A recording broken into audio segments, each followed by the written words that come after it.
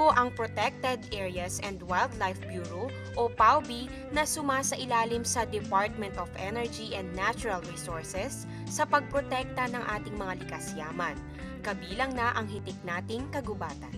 Ang gubat ay hindi lang puno, kasama dyan yung mga ibon at mga iba pang hayop at saka halaman. Pag pinangalagaan mo yung gubat, magpo-provide din yan ng tubig, supervision, at pagkain, mga prutas na galing sa gubat.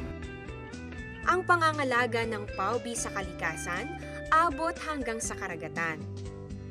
So, meron tayong Coastal and Marine Management Office na attached din dito sa Protected Areas and Wildlife Bureau na nagtitingin kung gaano pa kalusog ang marine ecosystems natin. Ang mga coral reef natin ay buhay. Ang coral reefs na in excellent condition. Less than 1% na lang ang coral reef in excellent condition sa Pilipinas.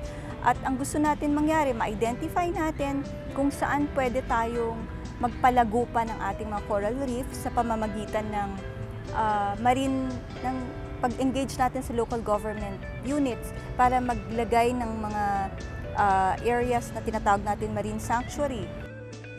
Ang kalikasan ay kabilang sa ating kultura at sa mga natatanging yaman ng bansa.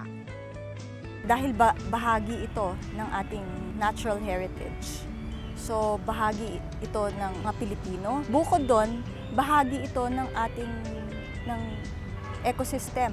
Pag nawala ang isang species, may maapektuhan na isang functioning ng isang ecosystem. Lahat sa mundong ito ay magkakaugnay. Hindi natin dapat ipagsawalang bahala ang bawat bahagi ng kalikasan, maliit man o malaki.